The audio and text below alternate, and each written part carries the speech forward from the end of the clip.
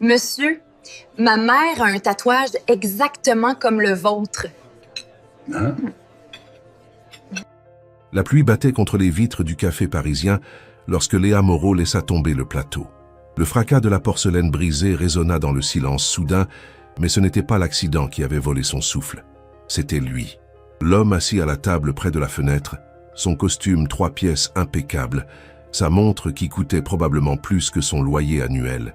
Mais surtout, c'était ce tatouage sur son poignet gauche visible lorsqu'il avait retiré sa manchette pour consulter l'heure. Un phénix. Exactement comme celui de sa mère. Pas juste un phénix ordinaire, non. Ce dessin précis, avec cette plume unique qui s'enroulait différemment. Ces flammes asymétriques.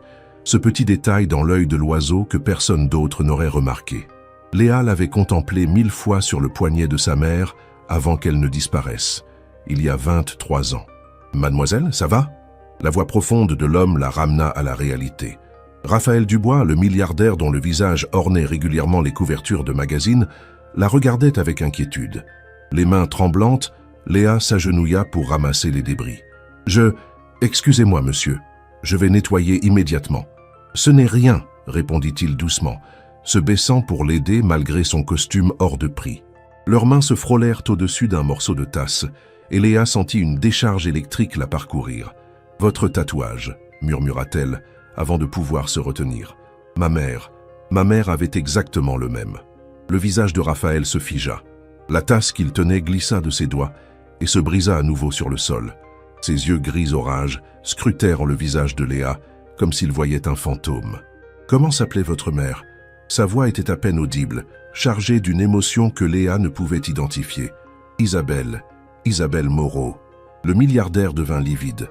Ce nom semblait avoir ouvert une porte vers un passé qu'il avait désespérément tenté d'oublier. Paris, une ville de rêves et de secrets. Une ville où les destins s'entrelacent dans les ruelles pavées, où chaque coin de rue cache une histoire qui n'attend qu'à être racontée. C'est dans cette ville lumière que 2 vies, séparées par des mondes différents, allaient se heurter de la manière la plus inattendue. Léa Moreau, 28 ans, serveuse dans un petit café du Marais, avait appris à se contenter de peu. Depuis la disparition mystérieuse de sa mère quand elle n'avait que 5 ans, elle avait été élevée par sa grand-mère dans un modeste appartement du 20e arrondissement. Sa vie était simple, prévisible, faite de double service, de sourires professionnels et de pourboires comptés. Elle avait abandonné ses rêves d'université pour subvenir aux besoins de sa grand-mère malade. Mais elle n'avait jamais abandonné l'espoir de découvrir la vérité sur sa mère. Raphaël Dubois, 35 ans, était l'homme que tout le monde enviait. PDG d'un empire technologique valant des milliards, visage des magazines de luxe, célibataire le plus convoité de France. Pourtant, derrière cette façade de succès, se cachait un homme hanté par son passé, par des choix qu'il avait faits 23 ans auparavant, par un amour qu'il avait été forcé d'abandonner. Ce jour pluvieux d'octobre, lorsque Raphaël décida par hasard d'entrer dans ce petit café qu'il n'avait jamais remarqué auparavant, le destin activa son plan élaboré depuis plus de 2 décennies. Un tatouage, un phénix identique, une serveuse aux yeux trop familiers, et une vérité qui allait bouleverser leurs 2 existences à jamais. Certaines histoires commencent par un coup de foudre. Celle-ci commença par la reconnaissance d'un tatouage et une question qui changerait tout. Comment s'appelait votre mère? Le silence qui suivit fut assourdissant. Autour d'eux, le café continuait sa routine habituelle. Les clients sirotaient leur café en lisant « Le Monde ». La machine à espresso crachait sa vapeur. Mais pour Léa et Raphaël, Le Monde venait de s'arrêter. « Isabelle Moreau », répéta Raphaël, le nom sortant de ses lèvres comme une prière oubliée. Ses mains tremblaient imperceptiblement, tandis qu'il se relevait, les morceaux de porcelaine tombant de ses paumes. « Mon Dieu !» Léa se redressa également, son cœur battant si fort qu'elle craignait qu'il n'explose. « Vous la connaissiez ? Vous connaissiez ma mère ?» Avant que Raphaël puisse répondre, Marc, le gérant du café, surgit de derrière le comptoir, son visage rougi par l'irritation. « Léa, qu'est-ce qui se passe ici? C'est la 3e fois ce mois-ci que tu casses de la vaisselle. »« Je suis désolé, c'est ma faute, » intervint rapidement Raphaël, sa voix retrouvant cette autorité naturelle des hommes habitués à commander. Il sortit son portefeuille et en extirpa plusieurs billets de 100 € pour les dégâts et pour compenser le dérangement. Marc saisit l'argent, ses yeux s'écarquillant devant la somme. « Monsieur, c'est beaucoup trop. »« Gardez tout, » coupa Raphaël. Puis, se tournant vers Léa, il ajouta d'une voix basse et urgente « Mademoiselle, pourriez-vous me rejoindre après votre service? Il faut absolument que nous parlions. C'est important. » Léa hocha la tête, incapable de former des mots. Son esprit tourbillonnait avec 1000 questions, 1000 possibilités. Cet homme connaissait sa mère. Cet homme portait le même tatouage que sa mère. Qui était-il vraiment pour elle? « Mon service se termine à 18h, murmura-t-elle finalement. « Je vous attendrai. » Raphaël griffonna quelque chose sur une carte de visite et la lui tendit. « Si jamais vous finissez plus tôt, appelez-moi à ce numéro. S'il vous plaît, ne partez pas sans me parler. » Il y avait une supplication dans ses yeux qui fit fondre quelque chose dans le cœur de Léa. Ce n'était pas l'arrogance d'un milliardaire habitué à obtenir ce qu'il voulait. C'était quelque chose de plus profond, de plus désespéré. C'était la même expression qu'elle voyait dans son propre miroir chaque matin depuis 23 ans. Raphaël quitta le café sans regarder en arrière, laissant Léa dans un état de choc complet.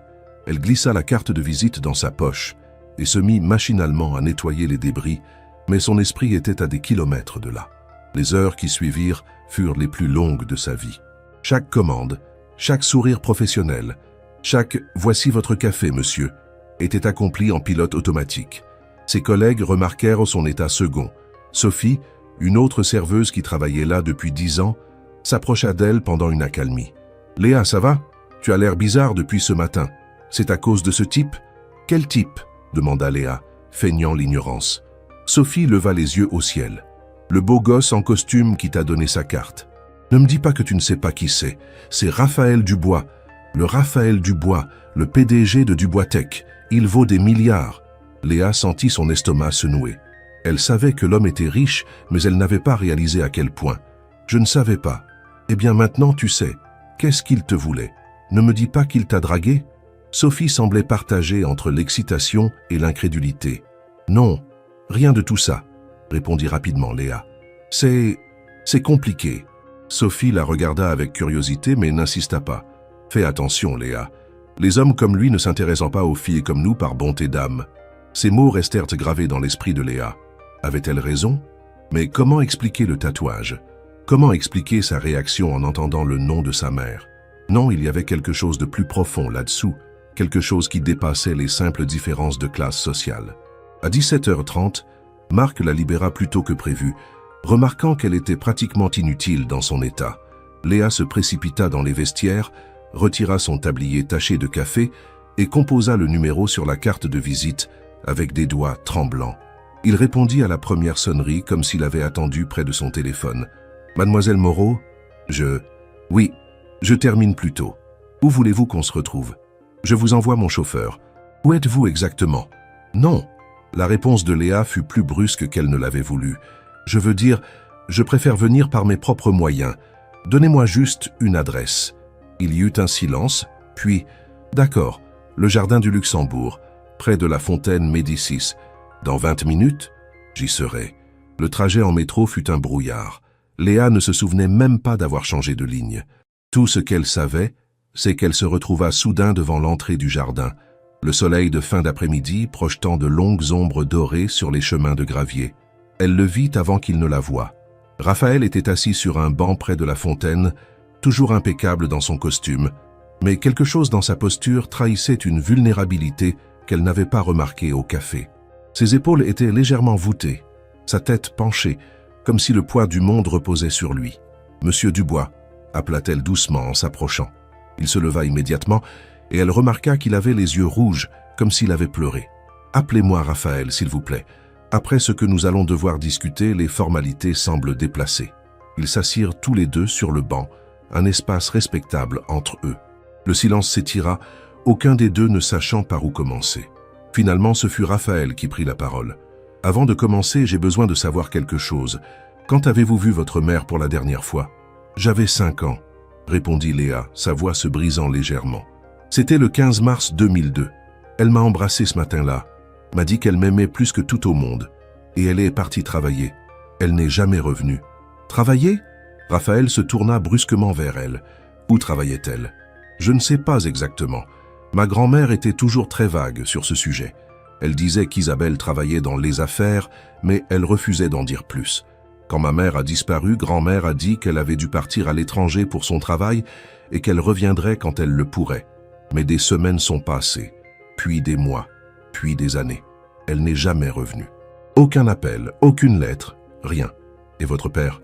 Je ne l'ai jamais connu. Maman refusait d'en parler. Tout ce que je sais, c'est qu'il est parti avant ma naissance. Léa essuya une larme qui avait roulé sur sa joue. Pendant des années, j'ai cru qu'elle nous avait abandonnés. Mais maintenant, je ne sais plus quoi penser. Raphaël ferma les yeux, visiblement en proie à une bataille intérieure. Quand il les rouvrit, ils étaient remplis d'une douleur ancienne et profonde. Léa, ce que je vais vous dire va changer votre vie. Êtes-vous certaine de vouloir savoir? J'ai attendu 23 ans pour avoir des réponses, répondit-elle fermement. Alors oui, je veux savoir. Je dois savoir. Raphaël prit une profonde inspiration. Votre mère, Isabelle, était l'amour de ma vie. Le monde de Léa bascula. Quoi? Nous nous sommes rencontrés en 1999. J'avais 18 ans. Je venais de commencer mes études à Sciences Po. Elle en avait 20. Elle étudiait l'art à la Sorbonne. Nous nous sommes heurtés littéralement à la sortie d'un café et elle a renversé son chocolat chaud sur ma chemise. Un sourire fantomatique passa sur ses lèvres. Elle était mortifiée, mais moi, j'étais fasciné. Ses cheveux châtains qui attrapaient à la lumière du soleil, ses yeux verts pétillants d'intelligence, son rire qui sonnait comme de la musique. Je suis tombé amoureux d'elle en une seconde. Léa écoutait, bouche bée, essayant d'imaginer sa mère jeune et amoureuse. Continuez. Nous avons commencé à nous voir. Au début, c'était juste du café, des conversations sur tout et rien. Puis c'est devenu plus. Elle est devenue ma meilleure amie, ma confidente, mon tout. Nous avions prévu de nous marier après nos études. Je lui ai même acheté une bague. Sa main alla instinctivement à sa poche intérieure, comme si la bague s'y trouvait toujours. Mais mon père, Édouard Dubois, avait d'autres plans pour moi. Il dirigeait déjà un empire financier, et il voulait que j'épouse la fille d'un de ses associés, Mélanie Beaumont. Une alliance stratégique, comme il disait. Quand il a découvert ma relation avec Isabelle, une simple étudiante sans le sou, comme il l'appelait avec mépris, il est devenu fou de rage. « Que s'est-il passé » demanda Léa, bien qu'elle redoute la réponse. Il m'a donné un ultimatum. Soit je rompais avec Isabelle et j'épousais Mélanie, soit il me déshéritait et détruisait la vie d'Isabelle. Il avait des contacts partout, dans tous les secteurs. Il a menacé de s'assurer qu'elle ne trouve jamais de travail en France, de détruire la réputation de sa famille, de rendre sa vie impossible. La voix de Raphaël se brisa. Et j'étais jeune, stupide et terrifié. Je pensais que je pouvais négocier, gagner du temps. Mais mon père était implacable. C'était en l'an 2000, continua-t-il. J'avais 19 ans. Je suis allé voir Isabelle et je lui ai dit que nous devions faire une pause, juste le temps que je règle les choses avec mon père. Elle a pleuré, mais elle a compris. Du moins, c'est ce qu'elle a dit. Nous nous sommes promis que nous reviendrions l'un vers l'autre quoi qu'il arrive. Mais les choses n'ont fait qu'empirer. Mon père a intensifié la pression. Il m'a envoyé étudier à Londres pendant 6 mois, coupant tout contact avec la France. Quand je suis revenu, j'ai cherché Isabelle partout, mais elle avait disparu. J'ai appris par des amis communs qu'elle avait quitté la Sorbonne et était partie de son appartement sans laisser d'adresse. Léa sentit sa gorge se serrer. Elle était enceinte. Raphaël la regarda et la compréhension se fit lentement jour dans ses yeux. Quoi? Ma date de naissance, le 15 décembre 2000. Si vous avez rompu début 2000 et qu'elle était déjà enceinte, les larmes coulaient maintenant librement sur les joues de Léa. Mon Dieu, elle ne vous l'a jamais dit. Non, murmura Raphaël, son visage devenant cendré. Elle ne m'a jamais rien dit. J'ai essayé de la retrouver pendant des mois, mais c'était comme si elle s'était volatilisée. Et puis mon père a eu une crise cardiaque.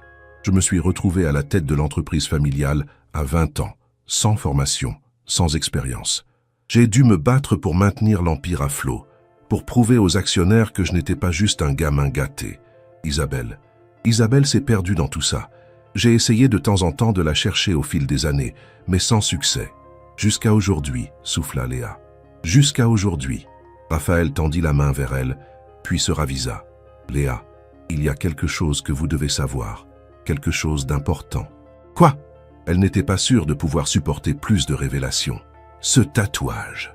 Il releva sa manche, exposant le phénix sur son poignet. Isabelle et moi les avons fait faire ensemble, 1 mois avant que mon père ne nous sépare. Nous étions allés dans un petit salon de tatouage près de Notre-Dame. Le tatoueur était un vieil artiste japonais qui avait insisté pour que le design soit unique, quelque chose qui représente notre lien. Le phénix symbolisait notre amour qui renaîtrait toujours de ses cendres, quoi qu'il arrive. Il sortit son téléphone et fit défiler quelques photos avant d'entendre une à Léa. « C'est nous, ce jour-là. » Léa regarda la photo avec des mains tremblantes. Sa mère, si jeune, si belle, si heureuse, était serrée contre un Raphaël adolescent, tous deux montrant leur nouveau tatouage à la caméra. L'amour dans leurs yeux était palpable, indéniable. « Vous m'avez dit que votre mère a disparu en 2002 ?» demanda Raphaël d'une voix tendue. « Oui. Le 15 mars 2002 ? Oui. Comment savez-vous ?» Léa s'arrêta net en voyant l'expression sur le visage de Raphaël. « Ce jour-là, dit-il lentement, mon père est mort. » Crise cardiaque massive dans son bureau. Les avocats ont découvert quelque chose dans ses documents privés après sa mort, quelque chose qu'ils m'ont remis dans une enveloppe scellée. Je ne l'ai jamais ouverte. J'étais tellement submergé par le chagrin et les responsabilités que je l'ai mise dans un coffre-fort et je l'ai oubliée. Vous pensez que c'est lié ? La voix de Léa était à peine audible. Je ne crois pas aux coïncidences. Pas comme celle-là. Raphaël se leva brusquement. Cette enveloppe est toujours dans mon coffre chez moi. Léa, je sais que c'est beaucoup demandé, mais voulez-vous venir avec moi pour l'ouvrir ? Si elle contient des informations sur votre mère, vous avez le droit de savoir. Léa hésita. Tout allait si vite. Ce matin encore, elle était une simple serveuse sans histoire. Maintenant, elle découvrait que cet homme, ce milliardaire, avait été l'amour de sa mère. Et potentiellement, non, elle ne pouvait pas encore penser à cette possibilité. « D'accord », dit-elle finalement, « allons-y. » Le trajet jusqu'à l'appartement de Raphaël se fit dans un silence tendu. Il habitait dans le 7e arrondissement, dans un immeuble haussmannien qui respirait le luxe ancien et l'argent. Le chauffeur les déposa devant l'entrée et Raphaël guida Léa à travers un hall orné de marbre jusqu'à un ascenseur privé. « J'ai acheté tout l'étage après la mort de mon père », expliqua-t-il en insérant une clé spéciale. « Je ne supporte pas d'avoir des voisins. » L'appartement était à couper le souffle. Des plafonds de 4 mètres, des moulures d'époque, des fenêtres donnant sur la tour Eiffel. Mais malgré la richesse évidente, il y avait quelque chose de froid dans la décoration, quelque chose d'impersonnel, comme si personne n'y vivait vraiment. « Attendez-moi ici », dit Raphaël en désignant un canapé en cuir. « Le coffre est dans mon bureau. » Léa s'assit et regarda autour d'elle. Sur une étagère, elle remarqua une photo encadrée. C'était Raphaël, plus jeune, serrant un trophée entouré d'hommes en costume. Mais c'est une autre photo plus petite et presque cachée derrière qui attira son attention. Elle se leva et s'approcha. C'était sa mère, Isabelle, souriante sur ce qui ressemblait à un pique-nique. Et à côté d'elle, riant aux éclats, il y avait Raphaël. Ils avaient l'air si heureux, si insouciants. Comment une histoire d'amour si belle avait-elle pu si mal tourner? Je n'ai jamais pu me résoudre à l'enlever. Léa sursauta. Elle n'avait pas entendu Raphaël revenir. Il tenait une enveloppe jaunie dans ses mains, les mots « confidentiel à ouvrir seulement en cas de décès d'Édouard Dubois » écrits en lettres capitales au-dessus. « Êtes-vous prête ?» demanda-t-il. « Je ne sais pas, laisse-t-on jamais vraiment ?» Raphaël s'assit à côté d'elle et déchira lentement l'enveloppe.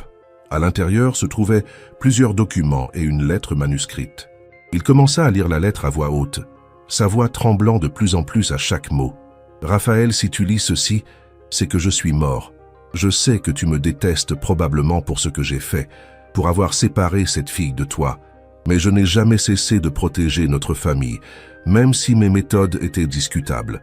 Ce que tu ne sais pas, c'est qu'Isabelle Moreau n'était pas ce qu'elle semblait être. » Léa sentit son sang se glacer. « Qu'est-ce que ça veut dire ?» Raphaël continua, sa voix à peine plus qu'un murmure. « J'ai fait faire une enquête sur elle quand j'ai découvert votre relation. Ses antécédents étaient propres, trop propres. Quelque chose ne collait pas. Après plus de creuser, j'ai découvert qu'elle travaillait pour une organisation secrète du gouvernement français, la division 9, une unité d'élite chargée de missions d'infiltration et de renseignement. Son travail à la Sorbonne n'était qu'une couverture. « Non », souffla Léa. « Non, ce n'est pas possible. Ma mère était artiste, elle... » « Laissez-moi finir, » dit doucement Raphaël. « Quand j'ai confronté mon père avec ces informations des années plus tard, juste avant sa mort, il m'a avoué quelque chose de terrible. Il n'avait pas seulement menacé de détruire la vie d'Isabelle, il avait contacté ses supérieurs à la division 9 et avait fait un marché avec eux. En échange d'informations commerciales sensibles que seul mon père possédait, ils acceptaient de réaffecter Isabelle à une mission à l'étranger, loin de moi, définitivement. Les larmes coulaient maintenant sur les joues de Raphaël. Il a vendu son affectation. Il l'a vendue comme on vendrait une marchandise. Et elle n'a jamais eu le choix. Si elle avait refusé, elle aurait été accusée de trahison. Mon père a utilisé sa position et ses connexions pour la faire disparaître de ma vie. « Mais elle est revenue, » murmura Léa. « Elle est revenue en France, elle m'a élevé pendant 5 ans. » Oui, Raphaël feuilleta les autres documents. Selon ses notes, elle a été envoyée en mission au Moyen-Orient de 2000 à fin 2001. Puis elle a démissionné de la division 9 et a disparu de leur radar. Ils ont supposé qu'elle voulait simplement vivre une vie normale. « Avec moi, » dit Léa, la réalisation la frappant de plein fouet. Elle a démissionné pour m'élever. Mais il y a plus. La main de Raphaël tremblait en tenant le dernier document. Mon père a continué à la faire surveiller, même après son départ de la division 9. Il savait qu'elle avait un enfant. Il savait qu'elle habitait dans le 20e arrondissement. Il savait tout, et il n'a jamais rien dit. Le document suivant était un rapport de surveillance daté du 14 mars 2002, un jour avant la disparition d'Isabelle. Léa le lut avec horreur croissante. Sujet Isabelle Moreau observée quittant la résidence à 08h15 avec l'enfant. Féminin approximativement 5 ans. Dépose l'enfant à l'école maternelle Saint-Joseph à 08h45. Sujet ensuite observé se rendant au Café de la Paix, quartier Opéra. Contact établi avec individu non identifié, homme environ 40 ans, cicatrice sur la joue gauche. Échange de documents observés. Nature des documents inconnus. Sujet semble agité. Contact dure 15 minutes. Sujet quitte le café, se dirige vers la station de métro. Surveillance terminée à 10h30. C'est le dernier rapport, dit Raphaël d'une voix blanche. Le lendemain, mon père est mort, et Isabelle a disparu. Léa se leva brusquement, son esprit tournant à toute vitesse. L'homme avec la cicatrice.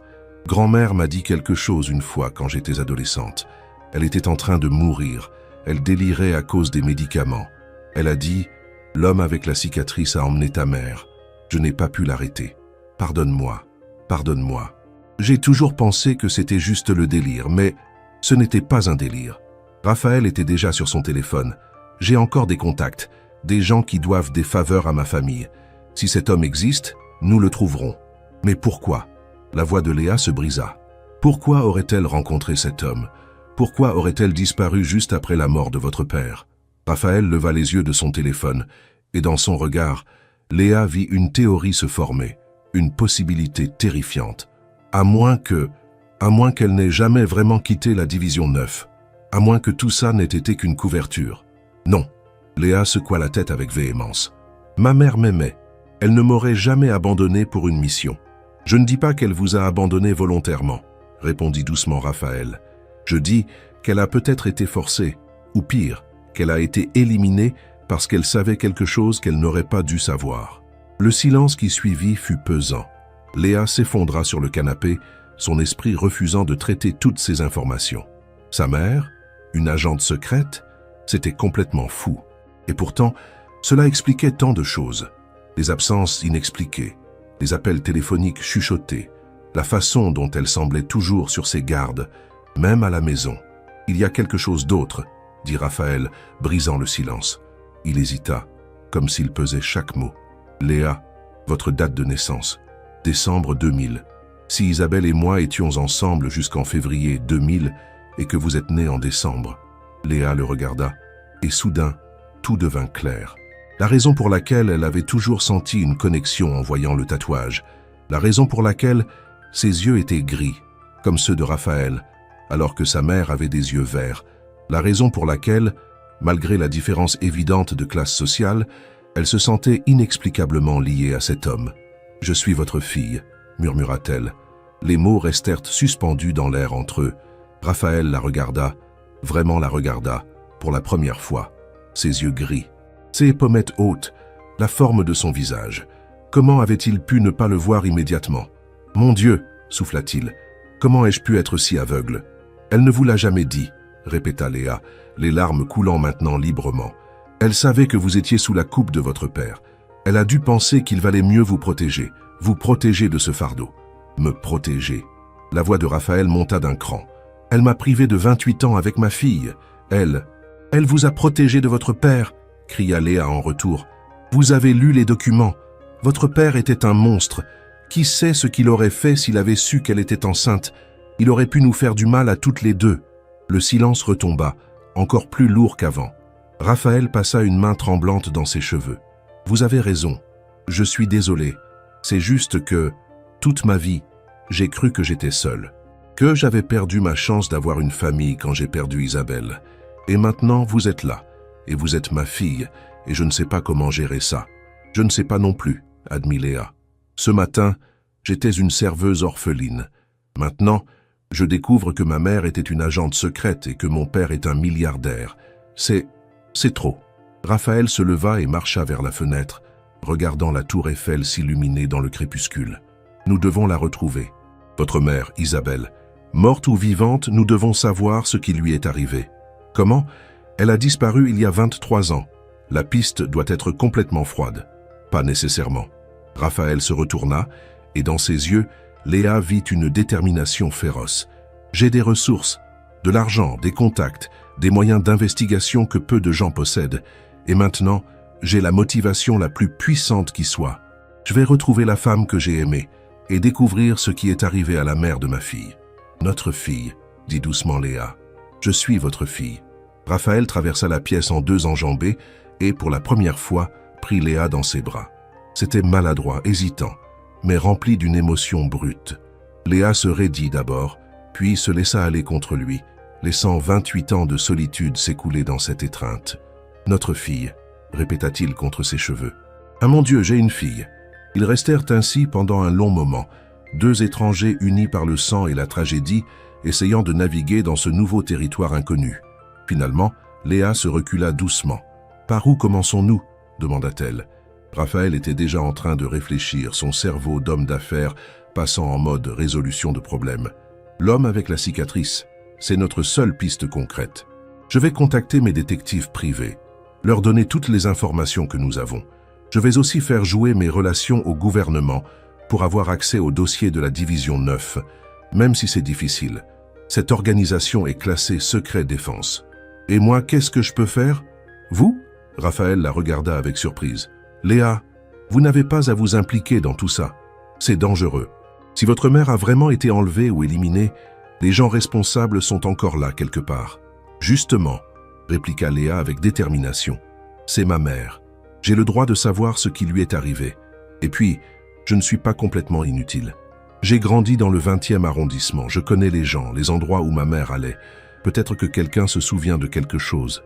Raphaël sembla sur le point de protester, puis se ravisa. D'accord. Mais vous ne faites rien de dangereux sans m'en parler d'abord, compris? Compris.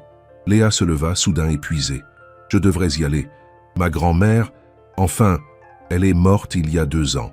Mais j'ai toujours son appartement. J'ai besoin de temps pour traiter tout ça. Attendez. Raphaël fouilla dans un tiroir et en sortit un nouveau téléphone encore dans son emballage. Prenez ça. C'est un modèle sécurisé que nous utilisons dans mon entreprise pour les communications confidentielles. Mon numéro est déjà programmé dedans. Appelez-moi jour et nuit si vous avez besoin de quoi que ce soit. Léa prit le téléphone, touchée par la tension. Merci. Pour tout. Je sais que ça doit être aussi difficile pour vous que pour moi. Plus difficile, admit Raphaël avec un sourire triste. Parce que j'ai perdu 28 ans que je ne récupérerai jamais. Mais peut-être que nous pouvons construire quelque chose maintenant. Peut-être que ce n'est pas trop tard pour apprendre à se connaître. J'aimerais ça, dit doucement Léa. Et elle le pensait vraiment. Le chauffeur de Raphaël la raccompagna chez elle. Durant le trajet, Léa regarda défiler les rues de Paris, cette ville qu'elle connaissait si bien et qui lui semblait soudain étrangère. Combien de secrets se cachaient derrière ces façades élégantes? Combien d'histoires comme la sienne restaient enterrées sous les pavés? Son appartement lui sembla encore plus petit et miteux après avoir vu celui de Raphaël. Mais c'était chez elle. C'était là que sa grand-mère l'avait élevée après la disparition de sa mère. C'était là qu'elle avait pleuré, ri, rêvé d'un avenir meilleur. Elle se dirigea vers la petite armoire dans sa chambre et en sortit une boîte à chaussures. À l'intérieur se trouvaient les rares possessions de sa mère qu'elle avait gardées. Une écharpe qui sentait encore vaguement son parfum, quelques photos, un carnet de croquis rempli de dessins magnifiques, et au fond, un petit paquet enveloppé dans du papier de soie. Léa l'avait trouvé cachée sous le matelas de sa mère, des années après sa disparition, quand sa grand-mère avait finalement décidé de vider la chambre. Elle ne l'avait jamais ouvert, craignant de détruire le dernier lien tangible avec sa mère. Mais maintenant, après tout ce qu'elle venait d'apprendre, elle devait savoir ce qu'il contenait.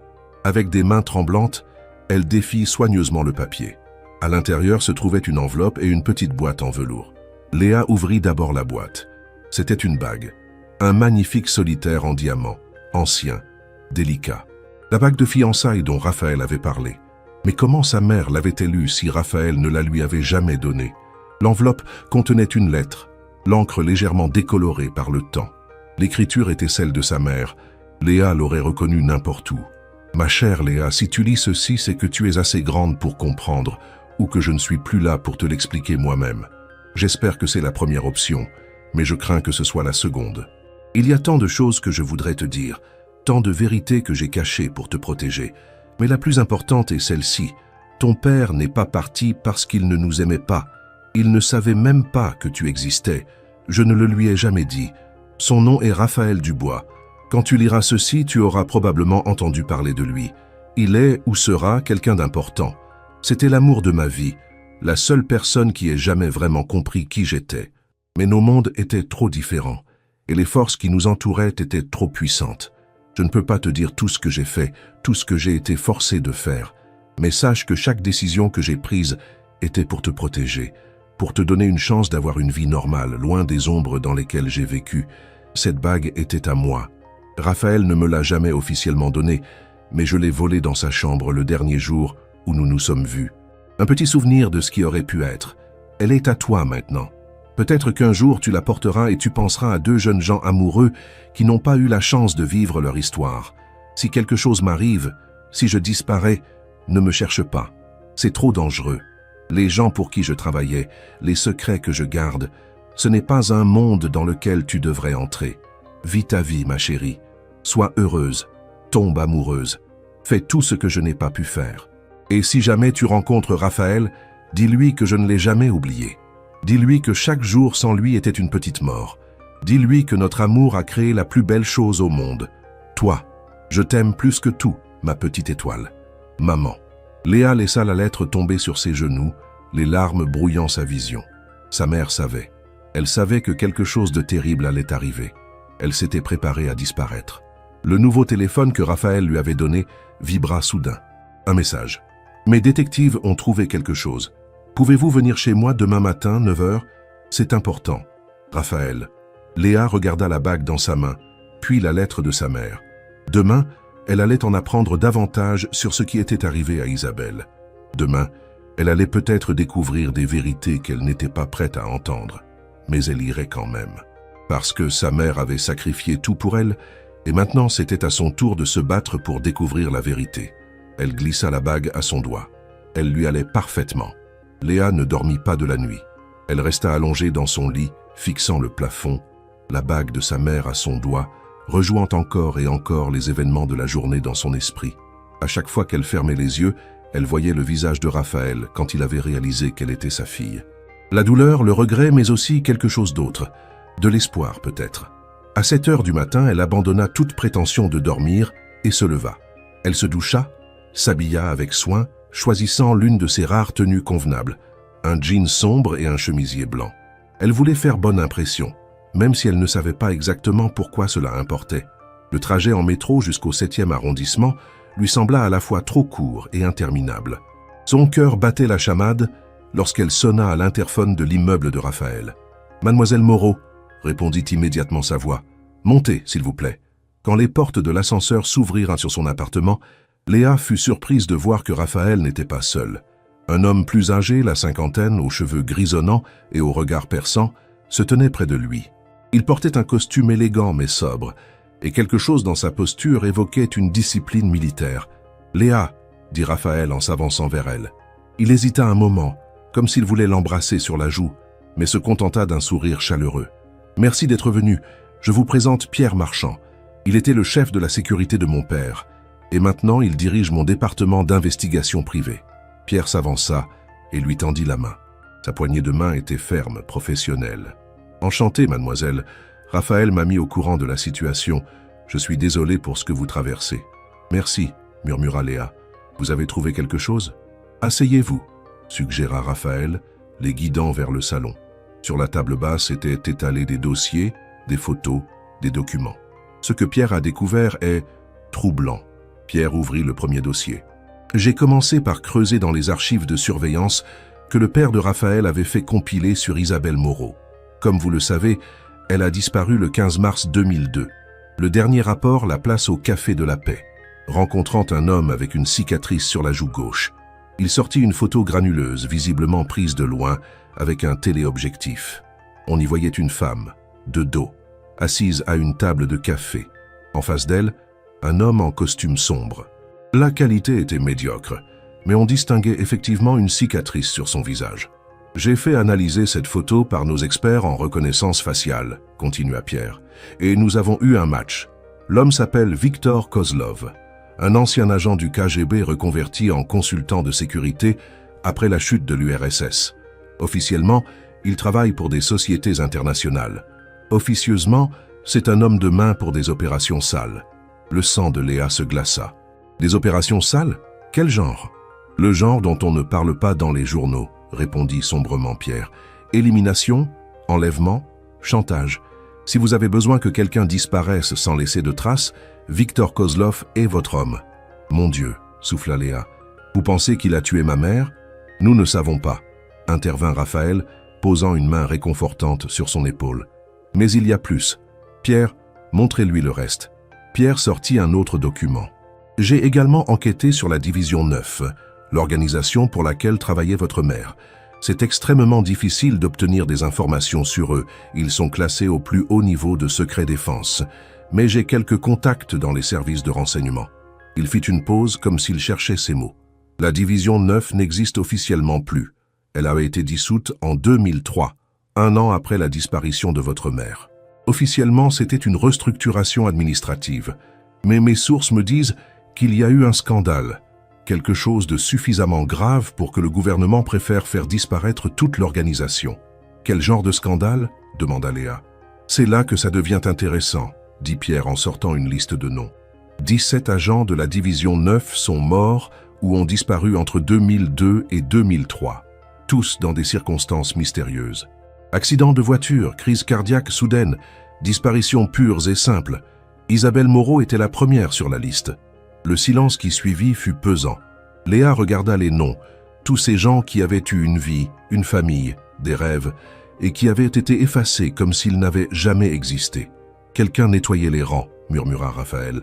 Quelqu'un voulait s'assurer qu'il ne reste aucune trace de ce que la division 9 avait fait. Exactement, confirma Pierre. Et Viktor Kozlov est apparu dans l'entourage d'au moins 5 de ses agents peu avant leur disparition. Ce n'est pas une coïncidence. Mais pourquoi? La voix de Léa était désespérée. Pourquoi aurait-on voulu éliminer tous ces agents? Qu'est-ce qu'ils savaient?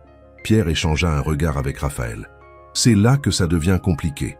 Mes sources suggèrent que la division 9 était impliquée dans quelque chose d'illégal, quelque chose qui impliquait des personnalités très puissantes. Quand l'opération a mal tourné, il fallait faire disparaître tous ceux qui pourraient témoigner. Mon père, dit soudain Raphaël, son visage devenant livide. Mon père était impliqué, n'est-ce pas? Pierre hocha lentement la tête. Édouard Dubois avait des liens avec plusieurs membres de la division 9. Il utilisait leurs services pour des activités commerciales douteuses, espionnage industriel, élimination de concurrents, ce genre de choses. « Oh mon Dieu !» murmura Raphaël. « Il a utilisé Isabelle. Il l'a utilisée dans ses opérations et quand tout a commencé à s'effondrer, il a dû s'assurer qu'elle ne pourrait jamais témoigner, » termina Pierre. « Je suis désolé, Raphaël. Je sais que c'était votre père, mais les preuves sont accablantes. » Léa sentit une vague de nausée la submerger. « Alors votre père a fait tuer ma mère pour protéger ses secrets? » « Je ne sais pas, » répondit Raphaël, les larmes aux yeux. « Mais je vais le découvrir. Pierre, où est Viktor Kozlov maintenant? » « C'est là que les choses deviennent encore plus étranges, » dit Pierre en sortant une photo plus récente. « Il vit à Paris, dans le 16e arrondissement, et il travaille maintenant comme consultant en sécurité pour diverses entreprises, y compris, il fit une pause dramatique. Dubois Tech. « Quoi ?» Raphaël se leva brusquement. « Il travaille pour moi? Pas directement. Il est employé par une filiale, Une société de sécurité que Dubois Tech a acquise il y a 5 ans. Vous ne l'avez probablement jamais rencontré, mais oui, techniquement, il est sur votre feuille de paie. Raphaël se mit à faire les 100 pas, visiblement secoué. Comment est-ce possible? Comment un homme comme ça a-t-il pu infiltrer mon entreprise? Parce que quelqu'un l'a protégé, répondit Pierre calmement. Quelqu'un de haut placé dans votre organisation. Quelqu'un qui savait ce qu'il était et qui voulait le garder à portée de main. Qui? La voix de Raphaël était glaciale. Pierre sortit un dernier document. J'ai tracé l'embauche de Kozlov. Elle a été approuvée par votre directeur financier, Alain Beaumont. Beaumont? Raphaël sembla choqué. Mais il est avec moi depuis le début, depuis que j'ai pris la direction de l'entreprise après la mort de mon père. Justement, dit Pierre, Alain Beaumont était aussi le bras droit de votre père. Il savait tout de ses opérations. Léa écoutait cet échange, son esprit essayant de tracer toutes les connexions. Attendez, Beaumont, ce nom me dit quelque chose. Raphaël, vous avez dit que votre père voulait vous marier à une Mélanie Beaumont. Oui, confirma Raphaël, son regard s'éclairant soudain. Mélanie Beaumont, la fille d'Alain Beaumont. Mon Dieu, tout est lié. Votre père voulait unir les deux familles, dit lentement Léa. Pas juste pour des raisons commerciales, mais pour s'assurer que les secrets resteraient dans la famille. Et quand j'ai refusé d'épouser Mélanie, quand j'ai insisté pour rester avec votre mère, j'ai menacé tous leurs plans, continua Raphaël. Pas étonnant qu'il ait été si déterminé à nous séparer. Pierre se racla la gorge. Il y a autre chose. Alain Beaumont a transféré des fonds importants vers un compte offshore aux îles Caïmans le 14 mars 2002, le jour avant la disparition d'Isabelle. 500 000 €. Un paiement, murmura Léa. Pour Victor Kozlov. Très probablement, confirma Pierre. Raphaël se rassit lourdement, comme si ses jambes ne pouvaient plus le porter. Alors c'est vrai, mon père a orchestré tout ça. Il a fait tuer la femme que j'aimais, la mère de ma fille, pour protéger ses secrets. Nous ne savons pas encore avec certitude qu'Isabelle est morte, dit doucement Pierre. Tout ce que nous savons, c'est qu'elle a rencontré Kozlov et qu'elle a disparu. Il y a une chance, aussi mince soit-elle, qu'elle soit encore en vie. Après 23 ans, la voix de Léa était pleine de désespoir. Comment pourrait-elle être encore en vie après tout ce temps? Les gens disparaissent pour beaucoup de raisons, répondit Pierre. Parfois par choix, parfois par nécessité. Si Isabelle était aussi intelligente et compétente que je le pense, elle a peut-être trouvé un moyen de survivre. Alors que faisons-nous? Demanda Raphaël, se tournant vers Pierre. Comment la retrouvons-nous? Nous commençons par Victor Kozlov, dit Pierre. Je propose que nous le mettions sous surveillance discrète. S'il est encore en vie après tout ce temps, c'est qu'il est utile à quelqu'un. S'il sert encore, il finira par faire une erreur. Et Alain Beaumont? Demanda Léa. Lui, c'est plus délicat, admit Pierre. Il est haut placé dans l'entreprise, il a des connexions partout. Si nous le confrontons directement, il pourrait détruire des preuves ou disparaître. Alors nous jouons le jeu, dit Raphaël, sa voix retrouvant cette assurance de PDG. Nous faisons comme si de rien n'était. Je continue à diriger l'entreprise, à faire confiance à Beaumont, pendant que Pierre creuse plus profondément dans ses activités. C'est risqué, avertit Pierre. Si Beaumont découvre que nous enquêtons sur lui, je sais, coupa Raphaël, mais c'est le seul moyen, et je veux être celui qui le confronte quand nous aurons assez de preuves. Je veux regarder cet homme dans les yeux et lui demander pourquoi il a participé au meurtre de la femme que j'aimais. Le téléphone de Pierre sonna soudain. Il répondit, écouta un moment, puis raccrocha avec une expression préoccupée. C'était mon équipe de surveillance. Victor Kozlov vient de quitter son appartement. Il se dirige vers le nord de Paris. Suivez-le, ordonna immédiatement Raphaël.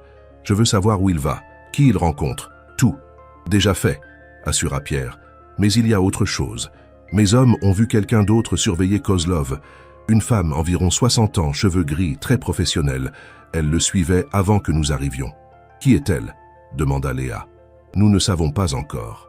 Mais le fait que quelqu'un d'autre s'intéresse à Kozlov est intriguant. Je vais faire analyser les images de surveillance pour essayer de l'identifier. Après le départ de Pierre, Léa et Raphaël restèrent assis dans le salon, le poids de toutes ces révélations pesant sur eux. Finalement, Raphaël rompit le silence. « Je suis désolé, » dit-il doucement. « Pourquoi vous excusez-vous » demanda Léa. « Vous n'avez rien fait. Mon père a détruit votre vie. Vous avez grandi sans mère, sans père, dans la pauvreté. Tout ça à cause de lui, à cause de mon nom, de mon argent. Ce n'était pas votre faute, insista Léa. Vous étiez jeune, manipulé. Vous ne pouviez pas savoir. J'aurais dû me battre plus fort, dit Raphaël avec amertume. J'aurais dû refuser de céder à ses menaces. J'aurais dû choisir l'amour plutôt que la fortune. Et vous seriez probablement mort, répliqua Léa. Ma mère aussi. Si votre père était capable d'orchestrer l'élimination de 17 agents secrets, qu'est-ce qui l'aurait empêché de vous éliminer, vous aussi? Raphaël la regarda, surpris par la maturité de sa réflexion. Quand êtes-vous devenu si sage? Quand on grandit seul, on apprend vite, dit Léa avec un sourire triste. On apprend que le monde n'est pas juste, que les méchants gagnent souvent et que tout ce qu'on peut faire, c'est survivre et essayer d'être meilleur qu'eux. Vous êtes exactement comme elle, murmura Raphaël. Isabelle avait cette même force tranquille, cette même résilience. C'est l'une des choses que j'aimais le plus chez elle. Parlez-moi d'elle, demanda soudain Léa. Pas l'agente secrète, pas la femme qui a disparu. Parlez-moi de la femme que vous aimiez. Raphaël sourit, un vrai sourire cette fois, réchauffé par les souvenirs. Elle était lumineuse. C'est le seul mot qui lui rende justice. Quand elle entrait dans une pièce, c'était comme si le soleil venait de se lever. Elle riait facilement, aimait profondément, vivait chaque moment comme si c'était le dernier. Il se leva et alla chercher une boîte dans sa chambre. Quand il revint, il en sortit une pile de photos. Je les ai gardées toutes ces années. Je ne pouvais pas me résoudre à les jeter. Léa regarda les photos avec avidité. Sa mère, jeune et insouciante, faisant des grimaces à la caméra. Sa mère et Raphaël enlacés sur un banc du Luxembourg. Sa mère peignant dans un atelier couverte de taches de peinture multicolores.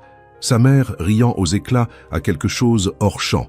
Elle était magnifique, murmura Léa, les larmes aux yeux. Elle l'était, confirma Raphaël.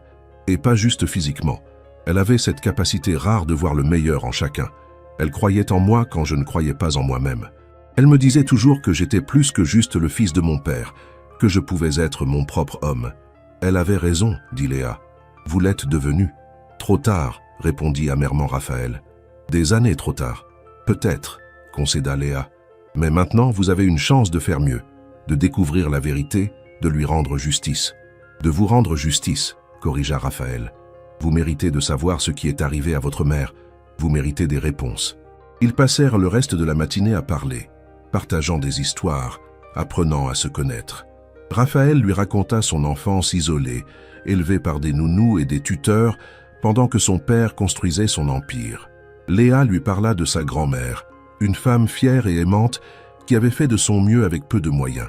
Elle parlait parfois de ma mère, dit Léa, surtout vers la fin, quand la maladie commençait à la prendre. Elle disait qu'Isabelle avait toujours été spéciale, différente des autres enfants, qu'elle avait un don pour voir les choses que les autres ne voyaient pas. C'est vrai, confirma Raphaël. Elle était incroyablement perceptive. Parfois, c'était presque dérangeant. Elle semblait toujours savoir ce que je pensais avant même que je l'exprime. Ça devait être utile dans son travail, observa Léa. Sans doute, admit Raphaël. Mais je me demande parfois si c'est pour ça qu'ils l'ont recrutée, ou si c'est le travail qui l'a rendu comme ça. Le téléphone de Raphaël sonna. C'était Pierre. Victor Kozlov est entré dans un entrepôt abandonné dans le 19e arrondissement. Il rencontre quelqu'un là-bas. Nous avons besoin de l'autorisation pour entrer et installer des micros. Vous l'avez, répondit immédiatement Raphaël. Faites ce qu'il faut, mais soyez prudent. Après avoir raccroché, il se tourna vers Léa. Ça devient sérieux. Peut-être que vous devriez rentrer chez vous. Restez en sécurité pendant que nous gérons ça. Pas question, répliqua fermement Léa. Je suis impliqué maintenant. C'est ma mère, ma vie. Je ne vais pas rester assise à attendre pendant que d'autres décident de mon destin. C'est dangereux, insista Raphaël. Je sais, dit Léa, mais j'ai passé 23 ans dans l'ignorance. Je ne passerai pas un jour de plus comme ça. Raphaël la regarda longuement, puis hocha la tête. D'accord, mais vous restez avec moi. Pas question que je vous laisse errer seul avec des tueurs professionnels qui rôdent. Marché conclu, accepta Léa. Alors, qu'est-ce qu'on fait maintenant? Maintenant, dit Raphaël en se levant et en enfilant sa veste, nous allons rendre visite à quelqu'un. Alain Beaumont ne sait pas que nous le soupçonnons. Allons au bureau et voyons si nous pouvons le faire parler. Le siège de Dubois Tech était un bâtiment ultramoderne en verre et acier dans le quartier de la Défense. Léa se sentit minuscule en entrant dans le vaste hall, entouré de professionnels en costume qui allaient et venaient avec détermination. « Monsieur Dubois !» Une assistante se précipita vers eux. « Nous ne vous attendions pas aujourd'hui. »« Réunion imprévue » répondit Raphaël, avec un sourire charmant qui ne reflétait pas la tension dans ses épaules. « Où est Alain ?»« Dans son bureau, je crois. »« Voulez-vous que je l'appelle ?»« Non, c'est bon. Nous allons monter directement. » Ils prirent l'ascenseur jusqu'au 30e étage où se trouvaient les bureaux de la direction. L'assistante d'Alain Beaumont leva les yeux avec surprise en les voyant arriver. « Monsieur Dubois, je ne... »« C'est bon, Caroline. Je vais juste lui dire bonjour rapidement. » Raphaël frappa brièvement à la porte du bureau d'Alain avant d'entrer sans attendre de réponse. Alain Beaumont était un homme dans la soixantaine, grand, mince, avec des cheveux gris parfaitement coiffés et des lunettes à monture dorée. Il leva les yeux de son ordinateur avec surprise. « Raphaël, quelle surprise! Je ne savais pas que tu venais aujourd'hui. » Son regard glissa vers Léa avec curiosité. « Et qui est cette charmante jeune femme ?»« Alain, je te présente Léa Moreau, » dit Raphaël, observant attentivement la réaction du vieil homme au nom. « Léa, voici Alain Beaumont, mon directeur financier. » Quelque chose passa dans les yeux d'Alain. Ce n'était qu'une fraction de seconde, mais Léa le vit. La reconnaissance, la peur, rapidement masquée par un sourire professionnel. « Enchanté, mademoiselle Moreau. » Il se leva et tendit la main. Sa poignée de main était froide, moite. « C'est un joli nom, Moreau. Je crois que j'ai connu quelqu'un avec ce nom il y a longtemps. »« Vraiment ?» dit Léa, en soutenant son regard. « Qui donc ?»« Oh, personne d'important, » répondit Alain en se rasseyant. « Juste une connaissance. Alors, Raphaël, qu'est-ce qui t'amène? Tu voulais parler de quelque chose en particulier ?»« En fait, oui, » dit Raphaël en s'asseyant également, faisant signe à Léa de faire de même. « Je révise toutes nos acquisitions des 5 dernières années. Tu te souviens de cette société de sécurité que nous avons achetée? Secure Solutions Internationales ?» Alain se raidit presque imperceptiblement. « Bien sûr. Une bonne acquisition. Ils nous fournissent d'excellents services. »« fit Raphaël, feignant l'indifférence. « Je regardais leur liste d'employés l'autre jour. Il y a un consultant là-bas, un certain Victor Kozlov. Ça te dit quelque chose ?» Le visage d'Alain était maintenant visiblement tendu. « Kozlov? Le nom ne me dit rien. Pourquoi ?»« Oh, aucune raison particulière, » mentit Raphaël. « J'ai juste entendu son nom mentionné dans un autre contexte. Je me demandais si tu le connaissais personnellement. »« Non, pas du tout, » répondit rapidement Alain. Trop rapidement. « Écoute, Raphaël, j'ai une téléconférence dans 5 minutes. Si c'est tout... »« Bien sûr, » dit Raphaël en se levant. « Une dernière chose. Tu te souviens de la division 9 ?» Alain devint livide. « Pourquoi me demandes-tu ça? Simple curiosité, » dit Raphaël d'un ton léger. « Mon père avait des contacts avec eux, n'est-ce pas? Tu étais son bras droit. Tu devais être au courant. »« C'était il y a longtemps, » dit Alain, sa voix tremblant légèrement. « Des affaires anciennes, mieux laissées dans le passé. Le passé a une façon de remonter à la surface, » observa Léa doucement. « N'est-ce pas, monsieur Beaumont ?» Alain la regarda et dans ses yeux, Léa vit de la peur pure. « Qui êtes-vous vraiment ?»« Je vous l'ai dit, » répondit Léa en se levant. « Je suis Léa Moreau, la fille d'Isabelle Moreau.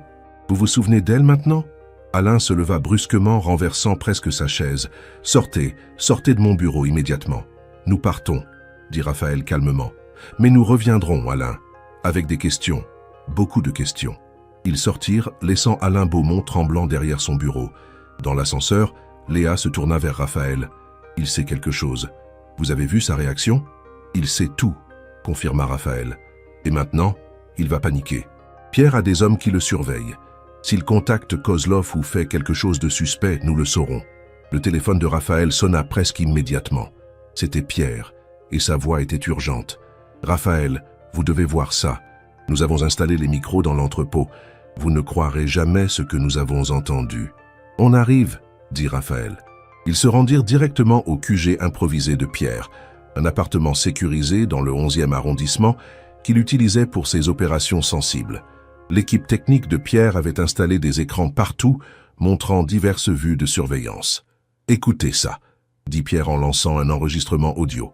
La première voix était clairement celle de Victor Kozlov, avec un accent russe prononcé. « Je t'ai dit que c'était risqué de me contacter directement. Si quelqu'un nous voit ensemble, on n'avait pas le choix, » répondit une deuxième voix, une voix féminine plus âgée. « Les choses changent. Dubois enquête. Il a retrouvé la fille. » Léa se figea. « La fille? Elle parle de moi? Il doit y avoir quelque chose dans sa voix, » murmura Raphaël. Pierre augmenta le volume. La femme continuait. « Après toutes ces années, qui aurait pensé que cette serveuse stupide serait sa fille? C'est comme si Isabelle nous narguait depuis sa tombe. Isabelle n'est pas dans une tombe, répondit Kozlov. Elle est... Un bruit couvrit le reste de sa phrase. Quand l'audio redevint clair, ils parlèrent d'autre chose. Qu'est-ce qu'il a dit? Demanda Léa avec frustration. Où est ma mère? Nous avons fait analyser l'audio par nos experts, dit Pierre. Ils essaient de nettoyer l'interférence, mais ça va prendre du temps. Qui est cette femme? Demanda Raphaël. Vous avez pu l'identifier? Pierre tapa sur son clavier et une photo apparut sur l'écran. Voici la femme qui suivait Kozlov ce matin. Après analyse faciale et recoupement avec nos bases de données, nous avons une identification. Madeleine Rousseau, 62 ans, ancienne agente de la DGSE, la Direction Générale de la Sécurité Extérieure. Les services secrets français, murmura Léa. Exactement, confirma Pierre. Elle a pris sa retraite il y a 5 ans, mais selon nos sources, elle était très impliquée avec la Division 9 avant sa dissolution. Alors elle sait ce qui est arrivé à Isabelle, dit Raphaël. Probablement, acquiesça Pierre. Mais voici où ça devient vraiment intéressant. Devinez pour qui Madeleine Rousseau travaille maintenant. Pour qui? Demanda Léa. Pour Alain Beaumont, révéla Pierre. Elle est sa consultante en sécurité personnelle. Officiellement, elle s'occupe de sa protection rapprochée. Officieusement, elle est sa nettoyeuse, termina Raphaël sombrement. Elle élimine les problèmes avant qu'ils ne deviennent trop gros. Le téléphone de Pierre sonna à nouveau. Il décrocha, écouta, puis son visage devint grave. Compris, ne le perdez pas. Il raccrocha et se tourna vers eux. Alain Beaumont vient de quitter son bureau. Il se dirige vers l'entrepôt où Kozlov et Rousseau se trouvent. Ils vont se réunir tous les trois, dit Raphaël. C'est notre chance. Si nous pouvons les enregistrer parlant ensemble, nous aurons la preuve de leur complicité. C'est aussi notre plus grand risque, avertit Pierre. Si quelque chose tourne mal, s'ils découvrent nos micros ou pire, s'ils vous voient, on doit y aller, insista Léa. On ne peut pas laisser passer cette chance. Raphaël la regarda, visiblement déchiré entre le désir de la protéger et la nécessité d'obtenir des réponses. Finalement, il hocha la tête. D'accord. Mais nous restons dans la voiture de surveillance, à distance sécuritaire. Pierre, vous avez assez d'hommes là-bas? 4? Tous des anciens militaires, assura Pierre. Ils savent ce qu'ils font. Le trajet jusqu'au 19e arrondissement se fit dans un silence tendu. La camionnette de surveillance de Pierre était garée dans une rue adjacente à l'entrepôt, offrant une vue partielle de l'entrée. À l'intérieur, des écrans montraient les images des caméras cachées que l'équipe de Pierre avait installées. Ils regardèrent Alain Beaumont arriver, regardant nerveusement autour de lui avant d'entrer dans l'entrepôt.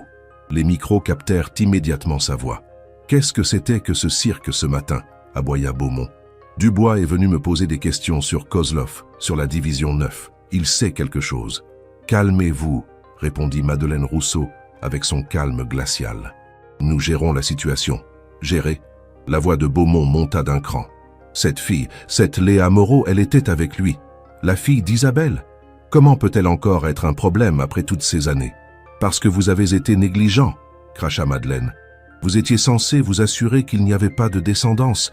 Vous m'aviez assuré qu'Isabelle n'avait pas d'enfant. »« Je ne savais pas, » protesta Beaumont. « Édouard ne m'avait jamais dit qu'elle avait eu un bébé. »« Édouard est mort depuis 23 ans, » intervint Kozlov. « Blâmer un homme mort ne résout pas notre problème actuel. »« Le problème, » dit froidement Madeleine, « c'est que cette fille est la preuve vivante de la liaison entre Raphaël et Isabelle. Si elle commence à creuser, si elle trouve les bons documents, les bonnes personnes, elle pourrait remonter jusqu'à nous, » termina Beaumont. « Jusqu'à tout ce que nous avons fait. » Il y eut un silence. Puis Kozlov demanda « Vous voulez que je m'en occupe, comme j'ai fait avec les autres ?» Dans la camionnette, Léa sentit son sang se glacer. « Il parle de me tuer, » murmura-t-elle. Raphaël lui prit la main, sa mâchoire serrée de rage. « Il ne vous touchera pas, je vous le promets. »« Non, » répondit Madeleine à Kozlov. « Pas encore. Si elle disparaît maintenant, juste après avoir rencontré Dubois, ce serait trop suspect. Non, nous devons être plus subtils. »« Alors quoi ?»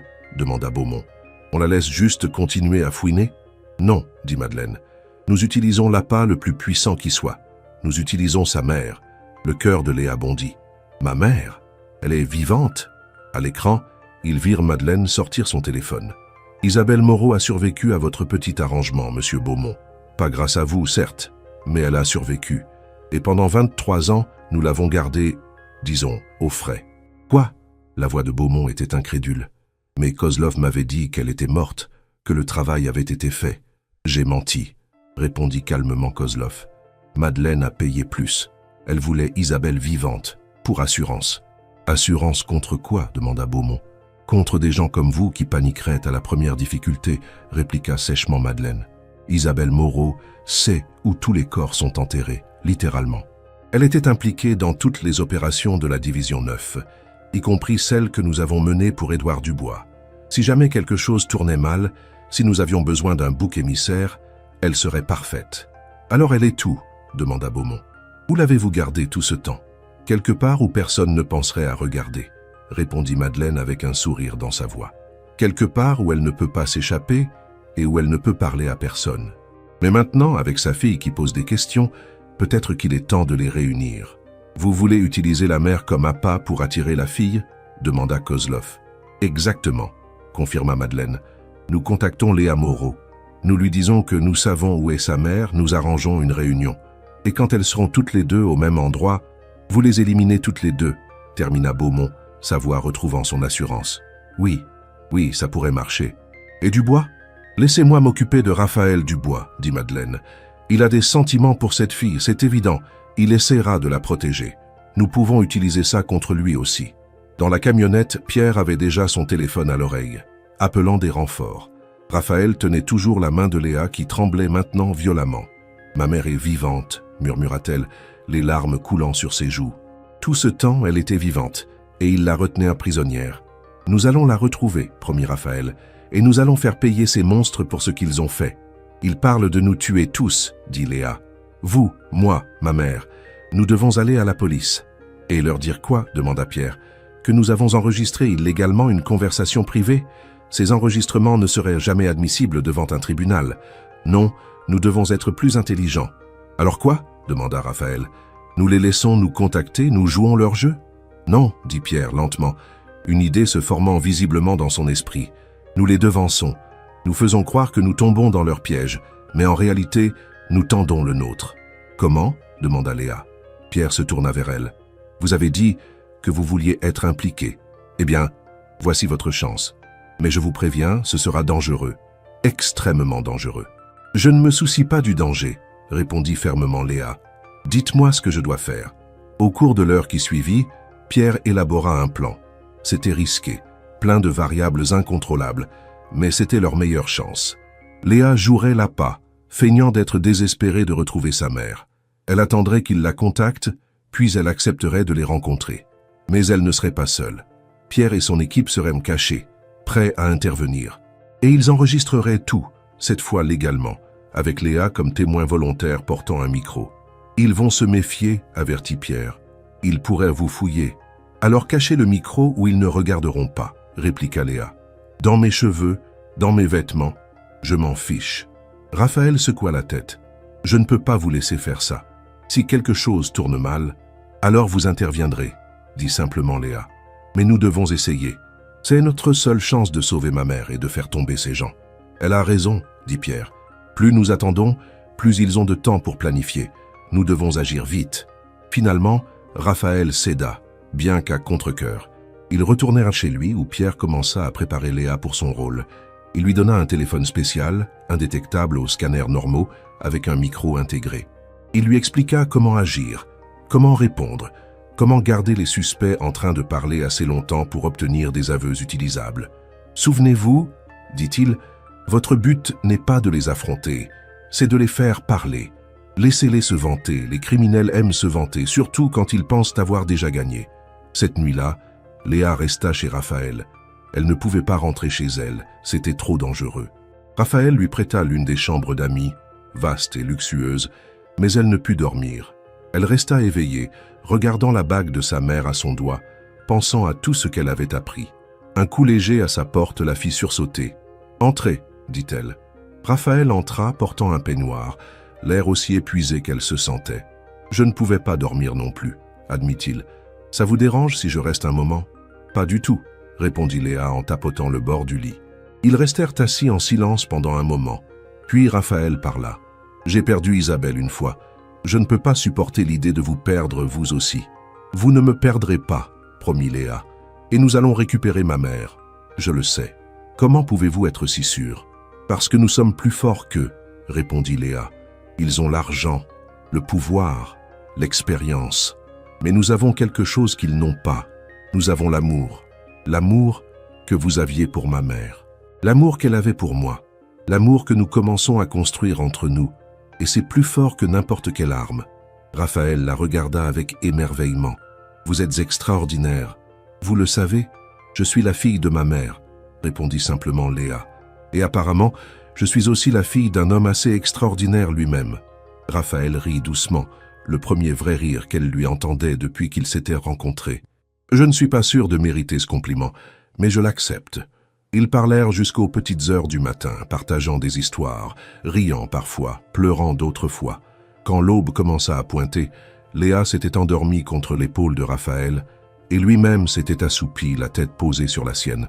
Ce fut Pierre qui les trouva ainsi quelques heures plus tard. Il hésita à les réveiller, touché malgré lui par l'image de ce père et de cette fille qui se découvraient enfin. Mais le temps pressait. « Raphaël » appela-t-il doucement. « Léa, il faut se réveiller. » Ils ont fait leur mouvement. Léa se réveilla en sursaut. « Quoi? Qu'est-ce qui se passe ?» Pierre tendit son téléphone. « Vous avez reçu un message sur votre ancien téléphone, de quelqu'un qui prétend savoir où est votre mère. » Léa prit le téléphone avec des mains tremblantes et lut le message. « Mademoiselle Moreau, nous avons des informations sur Isabelle Moreau. Si vous voulez la revoir vivante, venez seule au parc des Buttes-Chaumont demain à minuit. Venez seule ou elle meurt. Dites à Dubois de rester en dehors de ça, s'il tient à vous. »« C'est eux, » murmura Léa. « Évidemment, » dit Raphaël, maintenant complètement réveillé. « La question est, est-ce qu'on joue leur jeu ?»« On n'a pas le choix, » répondit Léa. « C'est notre seule chance. »« Alors nous avons 24 heures pour nous préparer, » dit Pierre. « Et croyez-moi, nous allons les utiliser chaque seconde. » La nuit au parc des Buttes-Chaumont fut glaciale. Léa attendait près du pont suspendu, son cœur battant si fort qu'elle craignait que les micros cachés ne captent que ça. Dans l'ombre, elle savait que Pierre et son équipe la surveillaient, que Raphaël était là quelque part, prêt à intervenir au moindre signal. Madeleine Rousseau apparut la première, seule, confiante. « Mademoiselle Moreau, quelle ponctualité! Où est ma mère ?» La voix de Léa ne tremblait pas, malgré sa peur. « Patience, » répondit Madeleine. Puis, parlant dans un micro, « Amenez-la. » Léa vit alors la silhouette émerger de l'obscurité. Une femme, mince, les cheveux grisonnants, mais avec ses yeux verts qu'elle reconnaîtrait entre mille. Isabelle Moreau, plus âgée, marquée par les années, mais vivante. « Maman !» souffla Léa, les larmes jaillissant instantanément. Ce qui suivit fut un chaos orchestré à la perfection. Les aveux de Madeleine capturés sur les micros. L'intervention de Pierre et de son équipe au moment précis. L'arrestation de Madeleine, Kozlov et Beaumont, tous pris sur le fait. Et surtout, les retrouvailles entre une mère et sa fille, 23 ans après leur séparation. 3 mois plus tard, Léa se tenait dans un jardin privé, regardant Raphaël et Isabelle échanger leurs vœux. Après tout ce temps, après toute cette douleur, l'amour avait finalement triomphé. Alain Beaumont et ses complices croupissaient en prison, leur crime enfin révélé au grand jour. En tant que témoin principal, tenant la main de sa mère d'un côté et celle de son père de l'autre, Léa réalisait que parfois, les fins heureuses arrivent vraiment. Elles prennent juste plus de temps que prévu. Et ce tatouage, ce phénix qui renaissait toujours de ses cendres, il était devenu le symbole de leur famille retrouvée, de leur amour qui avait survécu à tout. Merci d'avoir lu cette histoire. Qu'avez-vous pensé de cette histoire? L'avez-vous aimée? Quelle a été votre partie préférée? Avez-vous été surpris par les rebondissements? Aimeriez-vous lire d'autres histoires comme celle-ci? Commentez ci-dessous. Votre avis compte énormément pour nous. N'oubliez pas de partager cette histoire avec vos amis qui aiment les histoires d'amour, de suspense et de famille.